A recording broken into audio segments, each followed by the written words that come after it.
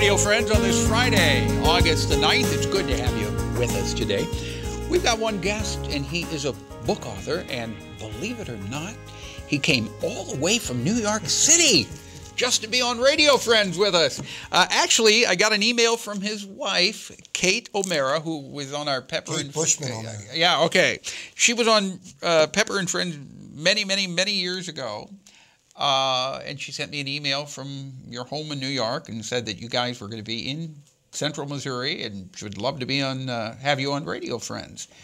And I was trying to figure out how you discovered our program, and it was because of Win Riley. Win Riley, who lives in Jeff City, who is with the Jeff City Little Theater. I believe she still is, yeah. Yeah, and she gave you a complete rundown of everything, didn't she? Pretty much. When if something's happening in the entertainment world in mid-Missouri, I know to go to Win Riley. Win Riley knows. All right, but here you've written a book. It's called Sacrifice Fly, and this is your first book. You have another one coming out in October, and it's kind of a murder mystery. Yeah, not kind of. It is. Yeah. Okay, tell me about it. Well, it introduces Raymond Dunn. Raymond Dunn, who is a school teacher, who just like you, just like me, who used to be a cop, just like my brother. Okay. So I took the two of us together and created Raymond Dunn. And you meet Raymond at the Roberto Clemente Plaza housing projects in Williamsburg, Brooklyn, when he's looking for a student who has not been in school for a couple of weeks. So how much reality is really in this book? Now, you're a school teacher. Yeah. Or were any of your students part of this book? Well, if you read the beginning, it does say that any resemblance to anybody living or dead is purely coincidental. But, yes, many of these scenes with the students, Raymond's students, almost verbatim some of the conversation. So Raymond was a school teacher. Why? He wasn't always a school teacher. No, he was a cop. Injured. He was a cop. He was right? He was a cop. And he injured his knee. Yes, fell from a fire escape, and then could have come back, but it wouldn't have been the same job. No, and it wouldn't have made the story wouldn't be here. No, if he'd have gone back. That's true.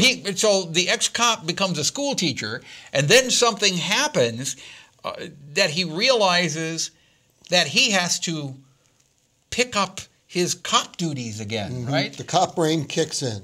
So what happens? Well, he discovers, when he goes to Frankie's grandmother's, where he's supposed to be, he's not there. He goes to Frankie's father's house, and he's not there, but he discovers that Frankie's father has been murdered. Oh. And Raymond just wants to make sure that this case gets the kind of attention he feels it deserves, like a lot of amateur detectives. Yeah. And since the cops are overworked, he tries to fill the void. So he does this, but does he still keep his job as a school teacher? Yes, oh, absolutely. He has to, it's like me with the writing. I can't quit my day job yet. Okay, so he's still a school teacher, but he's doing some investigative work there. Oops. Yep, your mic's falling off here. He gets off at 3 o'clock. Yeah. So he has time to... and then he starts going back, and then he goes back to the detective work that he was dealing with. He doesn't call it that, but he knows people to talk to. His uncle is a bigwig in the police force, in the NYPD. He has friends who have friends, and like I have Win Riley, who will make it into a book one day. And he finds things out, and he gives the information to the cops. So how long did it take you to write this book? Honest answer is 20 years. It took you 20 years to write the book. 20 years to write the book. So that means that you had been thinking about writing a book, but when you actually sat down to write 305 pages. Something like that. How long, when you sat down at the computer the first time, to start putting the thoughts down on this book? Well, it's hard to say. What I can tell you is, from beginning to sale date was 20 years. I got a 2-book deal. The second book only took me 13 months. Okay. So when you give an Irishman a commitment, and a little bit of cash, he will come through for you. Yeah. Is this this is not a self-published No, it's book. St. Martin's Minotaur. Yeah. So, I mean, this is... It's a real book. You're big time here. You're big time That's here. what Cece at Book and Toy tells me, downtown Book and Toy. Yeah. And I'm reading the back. Publishers Weekly said, readers will enjoy meeting a complex, conflicted, and capable hero able to navigate the varied strata of Brooklyn despite the occasional bruising to body and soul. Which reads just like the personal ad that I wrote to find my wife, Kate. So,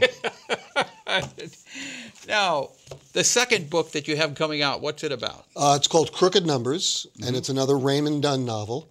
And one of Raymond's former students who got a scholarship to an Upper West Side private school for kids with special needs is found murdered under the Williamsburg Bridge.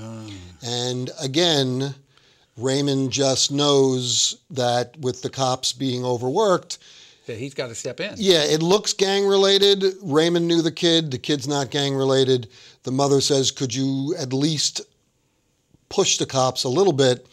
And he does, and then a little bit becomes a little bit more, and then a journalist becomes involved, and... Well, it almost sounds like a made-for-TV movie, too. From your lips, sir. All right. People, if they want to read Sacrifice Fly by Tim O'Meara, where do they get it? They can get it at Downtown Book and Toy in Jeff City. They can order it on Amazon or barnesandnoble.com. I'm a big fan of independent bookstores. Yeah.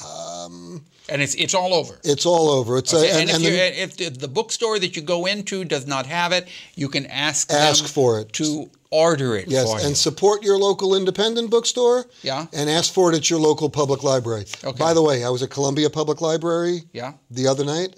That thing is a church. Yeah. Patricia Miller and her staff over there.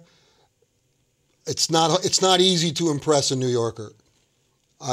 You're impressed. We have weddings in buildings that look like that back in New York. Oh, good. Beautiful. Well, thank you so much for coming by, Tim O'Meara. I appreciate it. And tell your wife, Kate, hi. I will. And when you see Win O'Reilly in Jeff City, please Win tell Riley. Win Riley. Yes. O'Reilly. I put the I put the Irish in there. Tell Win Riley I said hi. I will. Thank you very much. We're out of time for today. League of Women Voters and the Combs Language Preschool, our topic tomorrow. Our program directed by Travis McMillan, Reynolds Journalism Institute. Audio is Pat Akers from KBIA. Our floor director is Rachel Gangware, and our assistant producer and guest coordinator, Uncle James Mauser. To watch this or listen to it again, go to kbia.org. Sign up for a free podcast or a podcast. Bye-bye.